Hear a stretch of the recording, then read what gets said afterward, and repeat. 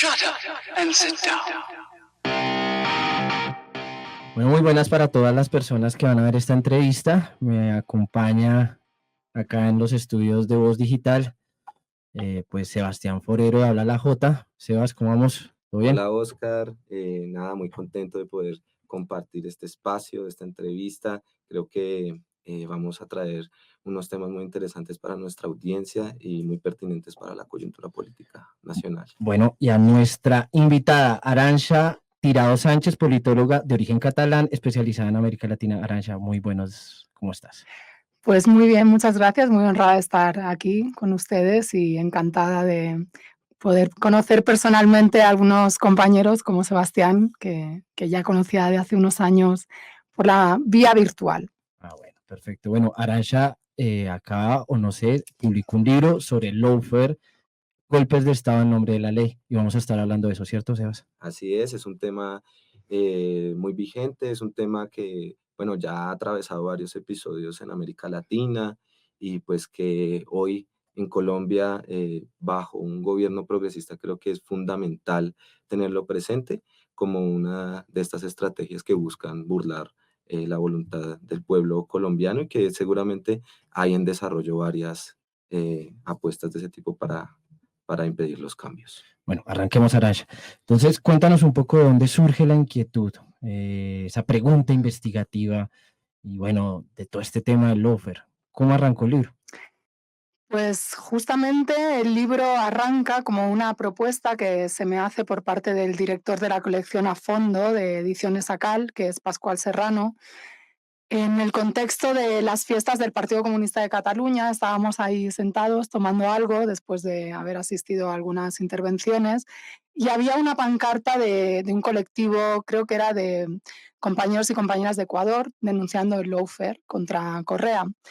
Y hablando, Pascual me dijo, ¿tú podrías hacer un libro de esto? Y dije, sí, sí, efectivamente, porque además yo venía trabajando este tema en el marco de mi trabajo de investigación como investigadora en el Centro Estratégico Latinoamericano de Geopolítica. Ya habíamos empezado, ¿no?, a hacer algunos artículos incipientes con mi excompañera Silvina Romano y demás.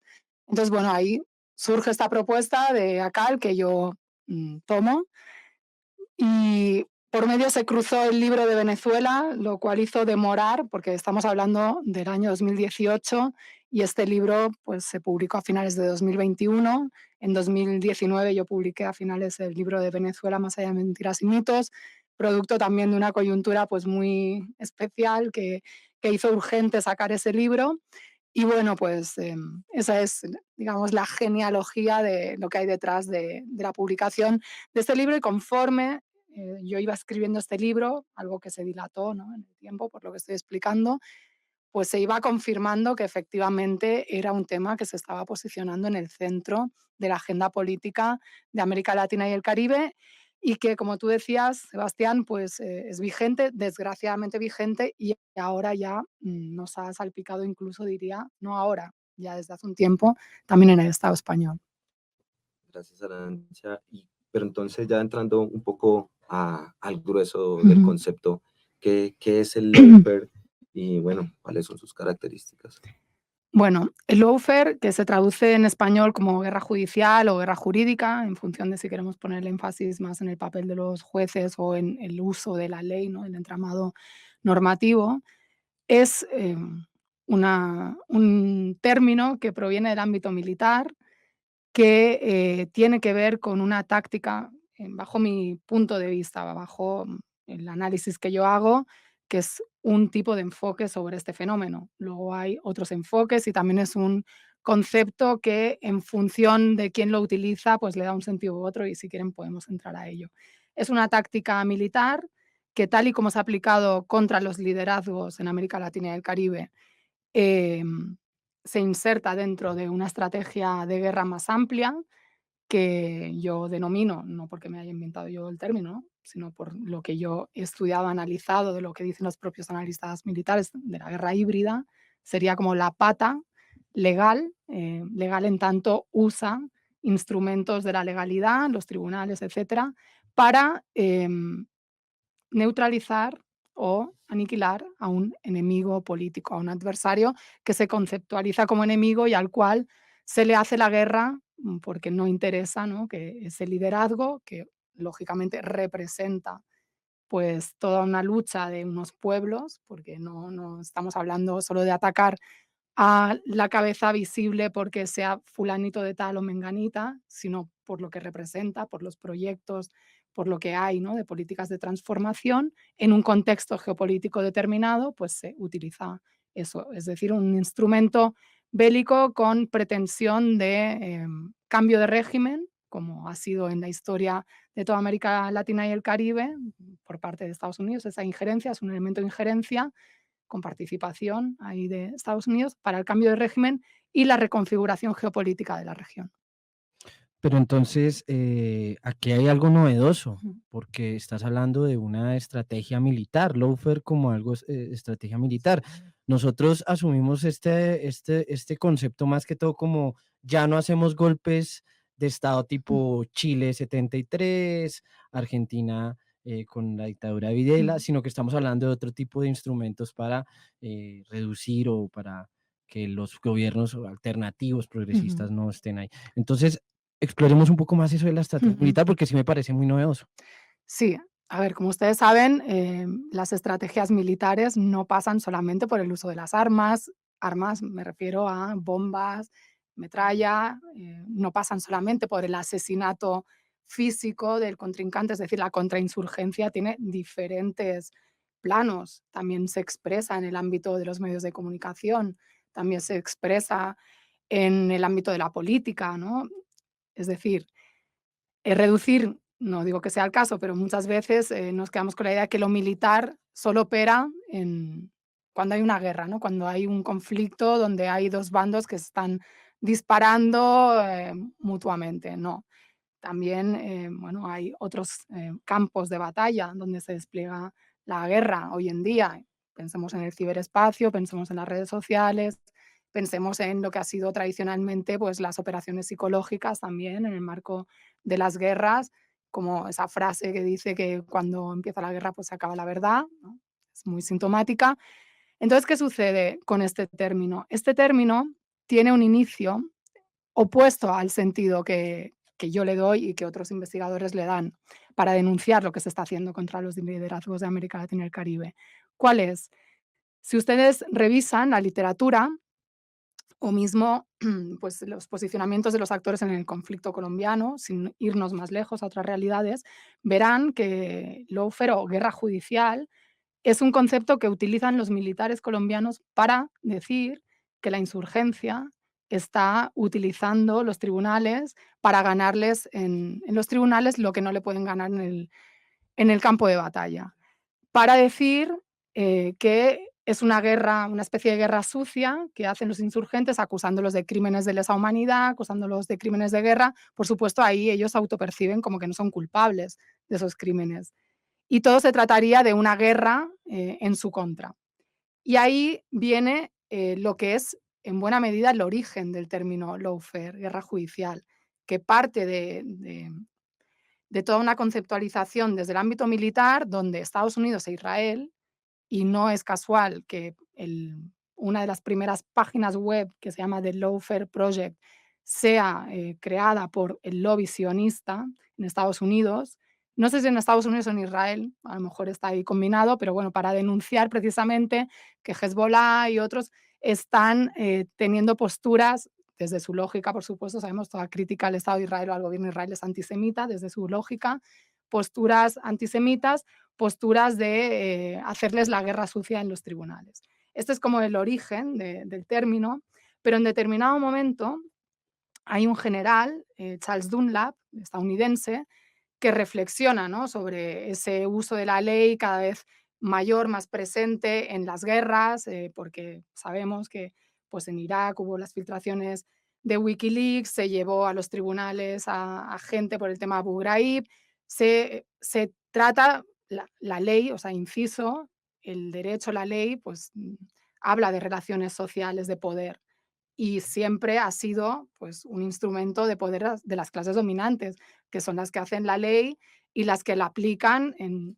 beneficio de sus intereses económicos, de su poder, de su hegemonía, pero también es un instrumento que bueno, los subalternos, la clase trabajadora, los pueblos, habiendo un marco existente que ampare algunos derechos, pueden utilizar para darle la vuelta, ¿no? Y en esa lógica de, igual que ellos están utilizando estas leyes que son teóricamente para defender nuestro modelo económico, político y social, ¿no? Este orden basado en normas, lo están utilizando en nuestra contra, nosotros que somos los defensores, ¿no? De la legalidad internacional, que sabemos que es mentira, nosotros igual también podemos utilizar, piensa, ¿no? Estados Unidos y demás, los poderosos, también podemos utilizar la ley para, pues, con una finalidad bélica de aniquilar liderazgos. Y ahí es cuando hay una vía de interpretación del lawfare y, bueno, toda una serie de investigaciones y de observaciones de elementos que podemos ir a ello ahora o cuando quieran, que apuntan a que efectivamente se está utilizando la ley, los tribunales en unas operaciones más amplias, donde hay coordinación de diversos elementos con una tipología bélica, pudiéramos decir, para acabar con determinados liderazgos y procesos. Arantxa, y bueno, continuando con eso de acallar liderazgos, pues es conocido históricamente que los dispositivos judiciales o los aparatos de justicia se han instrumentalizado para este tipo. Recordamos el caso icónico de Sacco Vanzetti, anarquistas que fueron, les hicieron una especie de montaje judicial para, digamos, asesinarlos, y pues con un sinfín de liderazgos sociales. El caso colombiano es elocuente en montajes judiciales, pero ¿qué diferenciaría, digamos, esta tradición de Ujú. montajes judiciales que se pueden remontar muchísimas décadas atrás con lo que hoy es el lawfare? Sí, es muy pertinente que plantees esto porque la situación que tenemos ahora con el término lawfare, que se ha popularizado en una parte para bien y en otra para mal, porque habla de su uso preeminente, es que estamos poniendo la etiqueta para procesos que a veces son diferentes y que hablan de judicialización de la política, pero no necesariamente de lawfare. Esto ya son debates como un poquito más de especialistas, pero creo que también es importante darlos porque este término y esta investigación tiene un propósito también de servir como herramienta para los pueblos, para las personas como denuncia de cómo se está subvirtiendo esa voluntad popular, esa soberanía con estos mecanismos. Entonces, la judicialización de la política es un marco de praxis que sobre todo desde los 90 se viene, ¿no? Viendo que es cada vez más presente, es decir, ir a los tribunales para dirimir conflictos políticos o ese tradicional uso que yo también antes refería, ¿no? De la ley para arremeter contra el enemigo o incluso contra los pobres, ¿no? Sabemos que no es lo mismo que robes una gallina a que robes un banco, ¿no? O robes desfalques a la nación, o ni se diga a que robes a la clase trabajadora su plusvalía, que está hasta legalizado por este sistema. Entonces, em, ¿cuál es la diferencia respecto a el fenómeno del lawfare? Que para que exista lawfare tienen que concurrir diferentes elementos. Por un lado, efectivamente, el uso de la ley, que puede ser de diferente manera, es decir, puede ser utilizando efectivamente la ley tal cual o retorciendo, ¿no? La ley. Generalmente lo que sucede es que se abren causas contra estas personas. Digo causas en plural porque no suele ser una, suelen ser varias, también para hacer un efecto de abrumar y de transmitir a la opinión pública que si hay tanto, seguramente algo habrá, ¿no? Cuando el río suena, agua lleva. Esas causas, en lo que hemos visto, generalmente en una pauta continuada, es que tienen en el centro un tema muy sensible en la región, como es la corrupción, que existe, sabemos, claro que hay corrupción, bueno, el capitalismo es esencialmente corrupto, pero sí, hay corrupción, pero una lucha contra la corrupción que es muy discrecional, que se instrumentaliza, que a veces puede haber algún elemento, pero otras veces no hay ningún elemento que sustente esto, pero tiene la ventaja, desde el punto de vista de la utilidad de quien hace uso de eso, de que pues concita consensos entre la ciudadanía. ¿Quién está en contra de luchar contra la corrupción? Pues todo el mundo está a favor de luchar contra la corrupción. Pero es una lucha contra la corrupción que desde Estados Unidos está conceptualizada como un problema de seguridad nacional que afecta, ¿no? Y pensemos en el caso de Brecht, cómo Estados Unidos pues se permite participar, ingerir, ¿no?, en Brasil con este tema a través de la ley de prácticas corruptas en el extranjero, que es toda una legislación unilateral, extraterritorial, como puede ser la ley Helms-Burton, donde Estados Unidos se arroga la legitimidad para intervenir en terceros estados para luchar contra la corrupción, aunque no estén involucrados nacionales estadounidenses. Una suerte de imperialismo judicial, pudiéramos decir. Entonces, esa lucha contra la corrupción con una finalidad instrumental, es decir, una doble vara de medir, porque pues, ha habido antes seguramente líderes corruptos de derecha a los cuales no se ha puesto en el punto de mira de los medios, y ahí viene otro elemento fundamental que son campañas coordinadas también con los poderes mediáticos.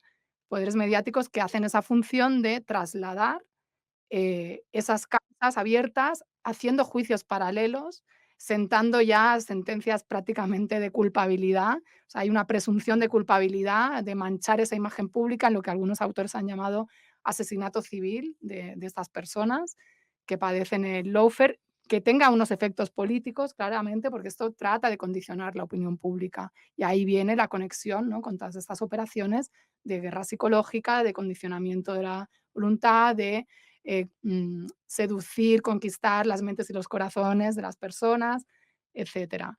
Otro elemento es esta pata del poder judicial, los jueces, que muchas veces se ponen en el centro, pero yo creo que son más bien instrumentos y no tanto como que eso se origine desde este poder judicial, que puede a veces también vehicularse a través de instituciones relacionadas con lo legal, como consejos nacionales electorales, ¿no?, que entran a hacer un uso de la legalidad, ¿no?, un uso condicionando pues, interpretaciones y haciendo sentencias que a lo mejor están dentro del marco de sus posibilidades, pero que junto con los otros elementos nos permiten intuir que hay ahí una intencionalidad política en toda una operación más amplia.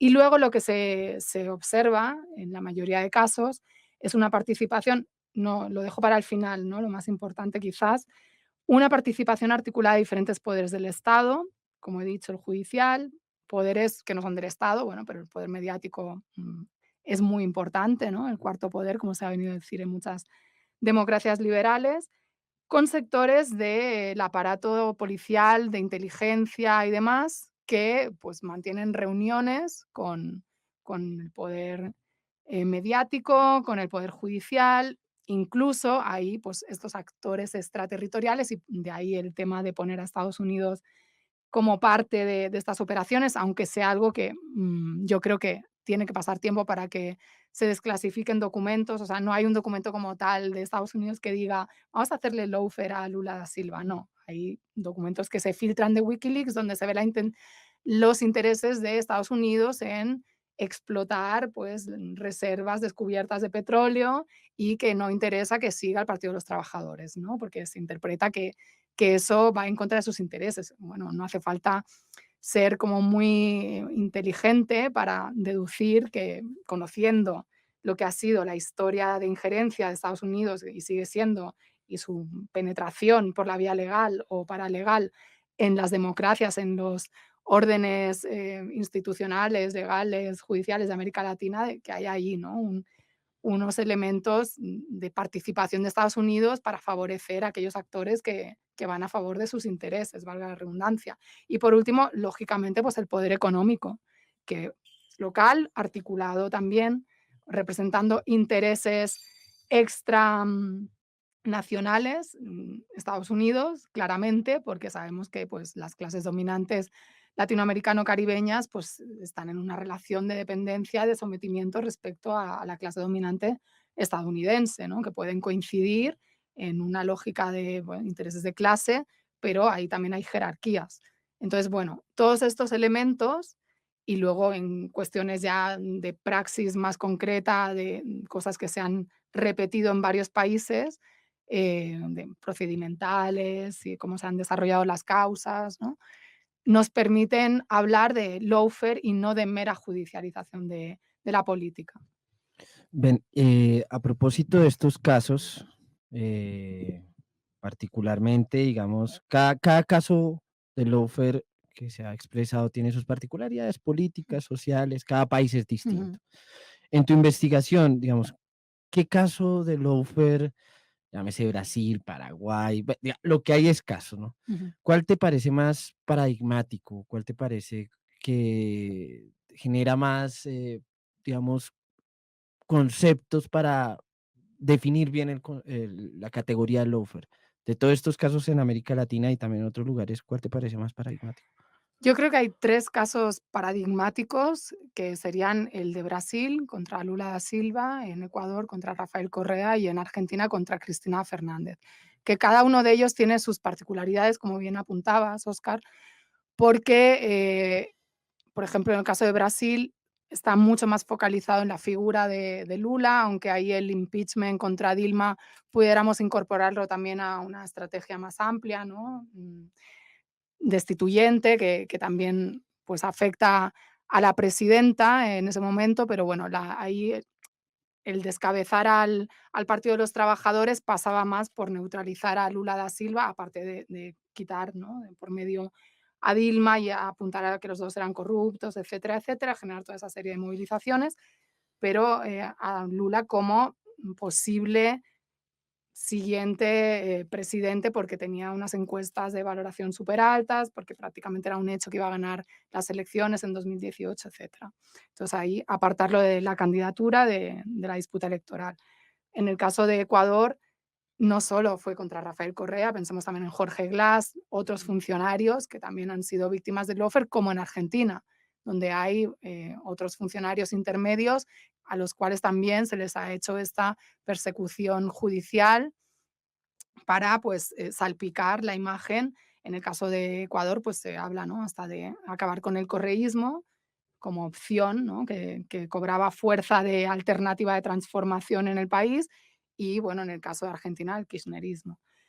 Entonces, yo creo que esos 3 casos son bastante emblemáticos y tienen pautas, parecidas de creación de causas sin mucho sustento, multiplicación de causas, de pruebas falsas. Por ejemplo, el caso Cuadernos, que es, bueno, la transcripción en un cuaderno supuestamente probatorio de las mordidas que habría dado Correa, hecho por una asistente secretaria, pero escrito muchos años después, con una precisión en las cantidades que habla de que es un poco curioso, ¿no? Peritos han estudiado esto. También en el caso de Cristina, se da, de Cristina Fernández, la aparición de un cuaderno también mágico, donde se recogen esas mordidas, ¿no? Tenemos ahí como un paralelismo, la participación de sectores de la inteligencia, un periodismo de guerra estipulado así en el caso de Argentina por parte del grupo Clarín.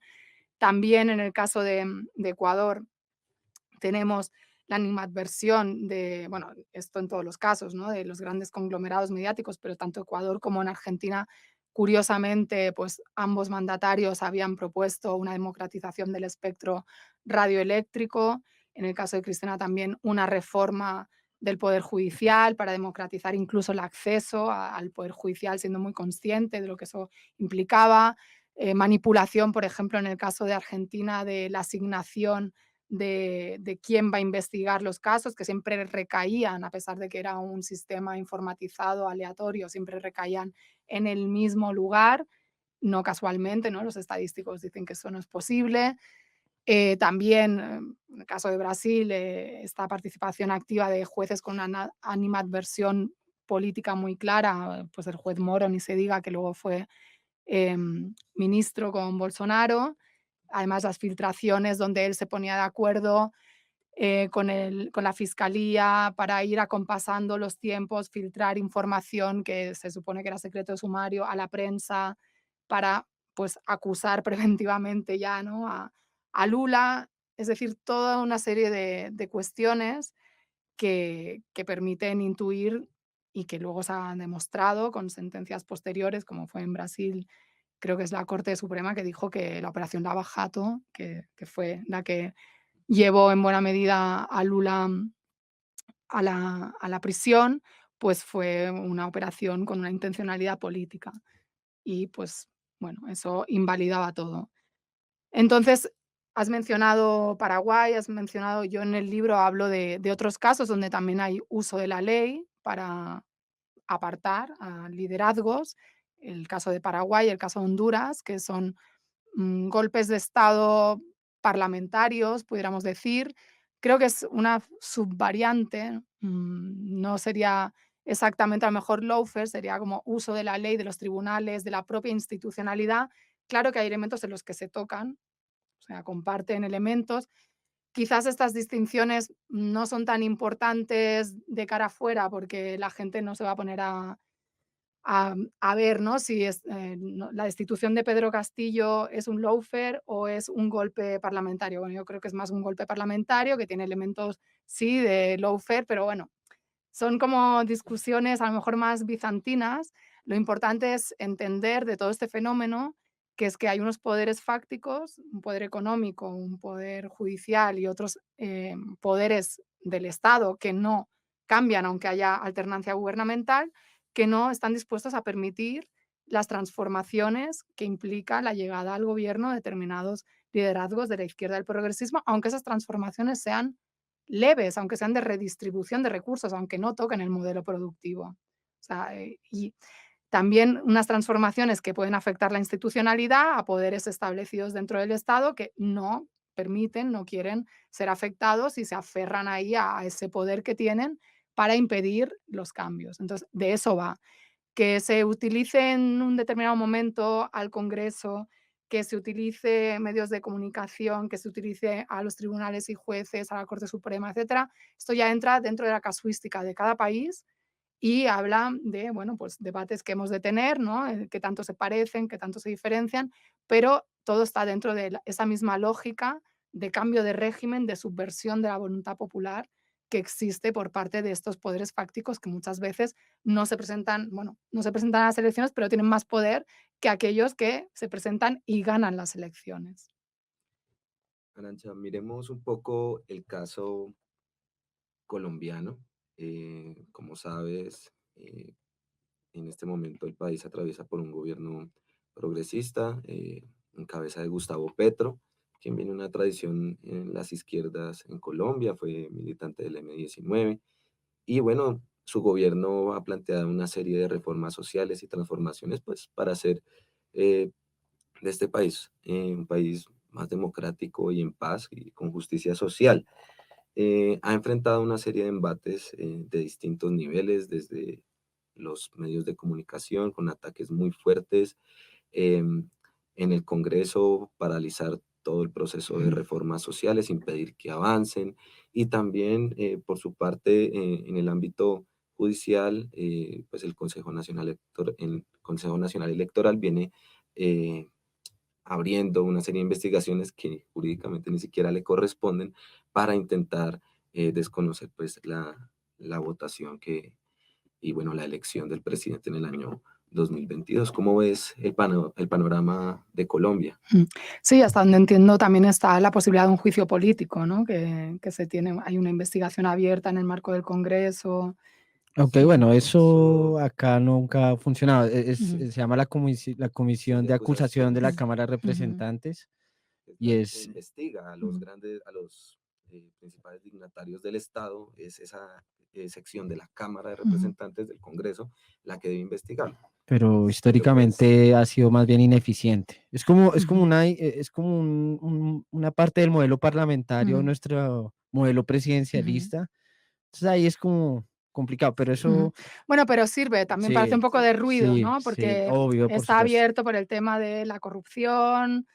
Es decir, aquí tenemos varios elementos que tú ya has mencionado, Sebastián, que hablan, ¿no? De que se está armando como un imaginario donde sí, parece ser que Gustavo Petro, pues, en su campaña habría hecho uso de un dinero de manera inapropiada. Luego está, pues, todo esto que está salpicando a su hijo, que no sé qué tan cierto es o no es. Luego el otro día, pues, también estaban apuntando a un presunto caso de corrupción que afectaría a la vicepresidenta, Francia Márquez, o insinuaba el senador, creo que era, que apuntaba esto a la esposa de Petro. O sea, se está posicionando en medios de comunicación todo un clima, ¿no?, de sospecha de la supuesta vinculación de Petro o su entorno con la corrupción, que esto es algo que nos retrotrae o nos recuerda a cosas que hemos visto. Entiendo que no será abierto ninguna causa directamente a él, ¿no? Todavía. Hay un activismo del Poder Judicial, y de los poderes del Estado, de otros poderes del Estado, para impedir, pues, su acción de gobierno, que lleve adelante su agenda política, aparte de esto que comentabas del Congreso, y, pues, claramente una animadversión de medios de comunicación con la combinación de la complejidad del caso colombiano, que es un caso donde hay un conflicto abierto todavía, ¿no?, entre, pues, fuerzas insurgentes, el Estado, sectores del Estado que seguramente no responden al mandato de gobierno, a pesar de esta alternancia, y que operarán por libre en sus tácticas de contrainsurgencia, con unas alianzas muy estrechas con Estados Unidos. Colombia es el país del Plan Colombia, es el país, ¿cómo se? No me acuerdo ahora el acuerdo que tienen firmado con la OTAN, de representante OTAN o no Es que sé, somos como, la tenemos un cualidad. estatus Sí, es un estatus especial. diferenciado que es el Ajá. único en la región, ¿no? Se resumen en cargarle las maletas. Bueno, Ujú. Sí, pero listo. nosotros en la OTAN, ¿qué? Pero bueno, sí, Sí, es un estatus más bien sí, especial. sí, sí. Lo que quería buscar, que no me acuerdo del término, de ese estatus especial, porque es específico de Colombia y es el único en América Latina, para reforzar esta idea de que perder Colombia es algo muy grave para Estados Unidos. El hecho de que Petro haya llegado y en una correlación de fuerzas diferente también en el ámbito geopolítico, con otros gobiernos de izquierda, algunos que siguen ahí resistiendo, más revolucionarios, más de profundización de cambios, otro país fundamental también para Estados Unidos como México, ¿no?, en manos de un progresismo, en Andrés Manuel López Obrador, ahora Claudia Sheinbaum. Es decir, esta pérdida geopolítica de Estados Unidos en el continente, con mandatarios que ya no puede controlar tanto, pues efectivamente Petro encaja en ese perfil de objetivo a batir. Y claramente yo, por lo que he estado leyendo, he visto, yo creo que hay indicios que apuntan a que si efectivamente se le quiere armar al presidente Petro, pues un caso de lawfare, o utilizar las estrategias que forman parte de este fenómeno, pues para manchar su imagen, para quizás acortar su mandato, ¿no?, provocar algún tipo no sé, porque en Colombia puede ser de muchas maneras, ¿no?, la interrupción del mandato. Quiero decir, o sea, aquí hay métodos de contrainsurgencia muy brutales que quiero recordar. El lawfare algunos autores han calificado a estas prácticas de una contrainsurgencia del siglo XXI, ¿no? Por eso el énfasis en lo bélico, porque es una manera más limpia de obtener los mismos objetivos militares, el cambio de régimen. Ahora, como hay una memoria histórica de los pueblos también y otro momento político, eso no quiere decir que no se utilicen los golpes de Estado clásico cuando es necesario, o se combinen, ¿no?, en la participación de militares, Bolivia. como Bolivia y demás, pero tú puedes dar golpes de Estado o provocar un cambio de régimen o sacar un mandatario bajo criterios aparentemente legales y bajo criterios que teóricamente salvaguardan la democracia y el Estado de Derecho, etcétera, etcétera. Entonces yo creo que sí, que hay que estar muy atentos a lo que pase en este país en los próximos meses, semanas, pero más allá, porque, porque todo apunta a que Petro está en el punto de mira en ese sentido. Hablemos un poco de las alternativas, la militancia, las organizaciones sociales, políticas, ¿no? Porque en últimas el lawfare lo que quiere es desconocer la voluntad popular. Entonces, ¿tú qué herramientas crees que debe, digamos, explorar este tipo de organizaciones, movimientos para enfrentar, pues, algo que ya está ahí, ¿no? ¿Qué recomendaciones les das a los organizados y tampoco a los no organizados, ¿no? O sea, a la gente, mejor dicho. Bueno, yo creo que primero, como todo en la vida, lo más importante es estar informado, bien informado, ¿no? Porque vivimos en momentos de proliferación de noticias, informaciones a través de redes sociales, pero no siempre eso significa que estemos más informados ni mejor informados, o sea, seleccionar. ¿Cómo? Bueno, pues con medios alternativos que expliquen, que traten de desentrañar cómo es el funcionamiento del poder real en este mundo, más allá de la propaganda, y siendo conscientes de los intereses de clase que hay detrás de los grandes medios hegemónicos. Estar informados, formados y ser conscientes de lo que implican fenómenos como este.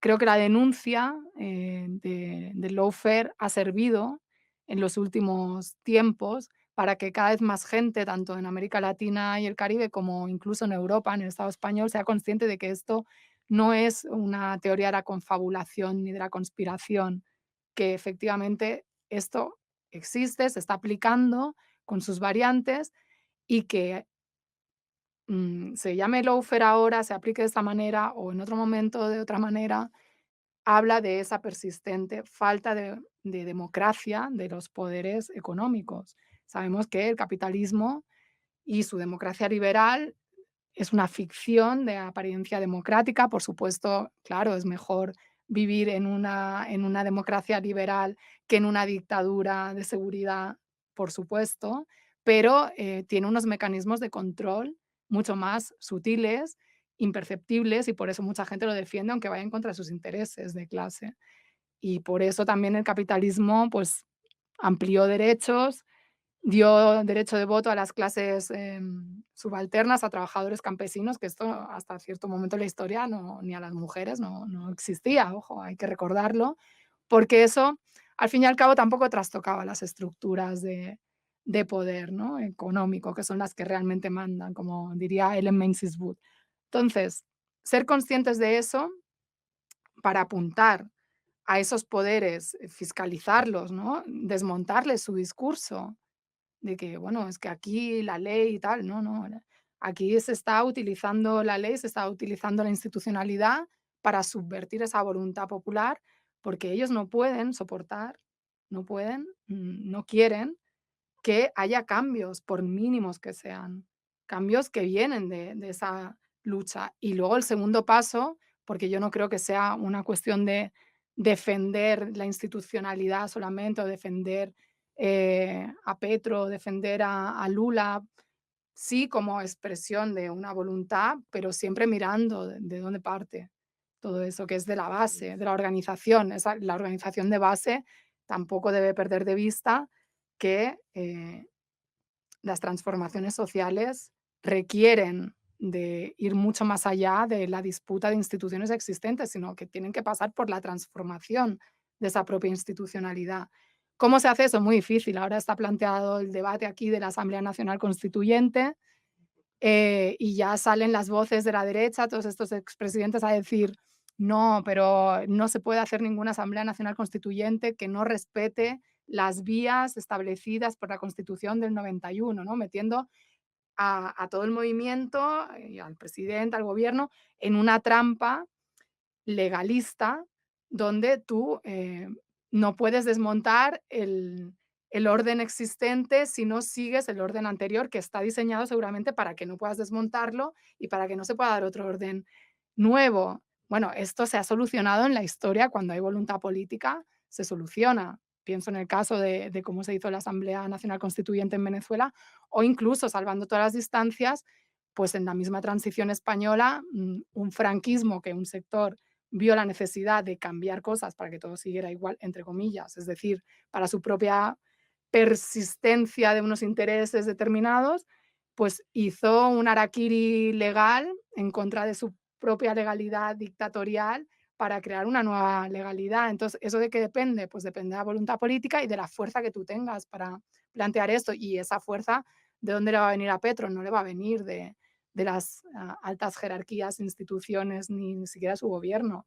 Tiene que venir de un pueblo consciente, organizado, que empuje hacia esos cambios, en el entendido de que esos cambios le interesan, ¿no? De que hay una consonancia entre la agenda de arriba y la agenda de abajo. Entonces, yo, bueno, en resumen, ser consciente, difundir el conocimiento, difundir la denuncia, establecer también, que esto es muy importante, que a veces nos quedamos en los análisis aislados de nuestras realidades nacionales, ¿no? Ver que hay una perspectiva más amplia, continental e incluso mundial, insertar siempre los fenómenos en esas disputas geopolíticas en las que está el mundo. Y no lo digo yo solo de formación mía profesional, ¿no? Que vengo del ámbito de las relaciones internacionales, sino porque no podemos entender, por supuesto, la política en América Latina sin ver a Estados Unidos como actor y sin entender el declive hegemónico de Estados Unidos, su pugna con China, su disputa por los recursos en América Latina, las guerras que se abren, lo que está sucediendo en Gaza, todo ello como parte de un sistema capitalista en descomposición, en disputa por recursos y en disputa por una posición hegemónica en el mundo del presente y del futuro. Y ahí América Latina, yo creo que tiene que ser consciente, los pueblos, de lo central que tiene este territorio por la posesión de esos recursos que están en el centro, también en el fondo de todos estos fenómenos, ¿no? Porque sean golpes de Estado, pues en Chile por el cobre, ¿no? En buena medida, aparte de por acabar por los malos ejemplos, porque esto es la vanguardia de lucha del mundo, ¿no? Hay otras zonas del mundo también, Gaza está ahí resistiendo a los palestinos, pero bueno, América Latina y el Caribe siempre ha sido una vanguardia de lucha, ser conscientes de todo eso para reforzar esa organización de base, que es la única garantía de que los poderosos no puedan imponer su agenda, o sea, que la gente de abajo, que somos más, estemos organizados y podamos contraponer, ¿no? Quizás en algún momento futuro, pues no, estructuras diferentes, institucionales, otra legalidad, otro marco de relaciones económicas, sociales, políticas, etcétera. Arancha, a propósito de lo que mencionabas sobre la difusión del conocimiento, ¿tú consideras que el lawfare, que el conocimiento sobre este tipo de estrategias, de fenómenos, digamos, está, digamos, suficiente o poco estudiado, explorado? ¿Y cómo ves de pronto a la izquierda, tanto en América Latina como en España, qué tanta apropiación tiene de esto? Yo creo que, como decía antes, por fortuna y por desgracia, por fortuna por un lado, porque creo que es positivo que cada vez se hagan más investigaciones y se difunda, pero por desgracia, porque esto también habla de que sigue el fenómeno y se ha multiplicado y eso también explica que haya más investigaciones. Cada vez más está habiendo trabajos, incluso académicos. Yo tengo alumnos que han dedicado sus trabajos de fin de grado al fenómeno del lawfare, sea en América Latina o en el Estado español. Yo veo, ¿no?, que en otras universidades está habiendo tesis que abordan este fenómeno y en académicos ya consolidados se han creado observatorios de lawfare, el Grupo de Puebla, ¿no?, desde el plano más institucional, desde una perspectiva, pues quizás no de cuestionamiento del modelo capitalista ni del orden liberal existente, pero bueno, también está haciendo sus aportaciones de denuncia del fenómeno, aunque se quede en la superficialidad, ¿no?, quizás de la denuncia solo de cómo, pues, se impide la alternancia y se subvierte el modelo la fase neoliberal del capitalismo, pero bueno, yo creo que todo eso, habla de que sí, se está trabajando cada vez más. América Latina y el Caribe se ha destacado, los académicos acá, yo creo que mucho más, ¿no? Desde hace más años son más conscientes también por lo que ha sucedido en el continente y sí, y me parece genial que cada vez haya más, publicaciones, más, interés en el tema, aunque otra parte de mí quisiera que ya no dejáramos de hablar de este tema bueno, porque se hubiera acabado, aunque eso no hablaría de que se ha acabado la voluntad de subversión. Seguramente estaríamos hablando, desgraciadamente, de otro fenómeno. Porque soy un poco pesimista, no creo que vaya a acabar nunca así porque sí, por sí mismo, ¿no? El imperialismo o bueno, la falta de democracia de las clases dominantes. Aparte de tu libro, Ujú, ¿qué autores recomiendas para la gente que lea, ujú, vea, escuche esta entrevista? ¿Qué autores le recomiendas para investigar, para entrar más a fondo ujú. esto, todo el lawfare? Bueno, pues, está mi ex compañera Silvina Romano, que también ha hecho muchas aportaciones al fenómeno, al análisis, con otros compañeros del Observatorio de Lawfare, que se creó en el Centro Estratégico Latinoamericano de Geopolítica. Hay personas, juristas latinoamericanos insertos en este grupo de Puebla, como pueden ser Carol Proner, los abogados de Lula da Silva también hicieron algún libro sobre lawfare para el caso brasileño. Está este penalista argentino, ahora me saldrá el nombre, espera, que es que odio que no me salga el nombre de las personas. Zaffaroni, ¿sí? Zaffaroni ha escrito también bastante, ha denunciado bastante, ha estudiado el caso en Argentina. Para el caso ecuatoriano está Fernando Casado y otro colectivo de la universidad, Manabí, si no recuerdo mal, es la universidad donde él trabaja, que han estado haciendo publicaciones. En el caso mexicano hay una colega y amiga, Milay Burgos Matamoros, que también ha hecho algunos análisis sobre el papel del Consejo Nacional Electoral en el caso de lawfare o intento de lawfare contra Andrés Manuel López Obrador. Es decir, tenemos ahí diferentes personas que llevan tiempo, ¿no? O que se han incorporado pues, a estudiar el fenómeno y que creo que aportan una mirada importante, interesante y establecen pues, un debate en un fenómeno donde, insisto, como he dicho al inicio, pues hay diferentes aproximaciones, diferentes lecturas, aunque también hay consensos, ¿no? Entre los académicos que he citado, seguramente consensos generales en interpretar el lawfare como una herramienta de vulneración de las soberanías nacionales y luego pues cada uno con sus interpretaciones específicas o sus aproximaciones diferenciadas. Arantxa, para finalizar, ya desde una perspectiva como revolucionaria, ¿qué mensaje le darías pues, a la gente, al pueblo de Colombia, en estos momentos de tanta turbulencia internamente, resistencias, de luchas, digamos, por este pedacito de historia que tenemos para intentar cambiar este país?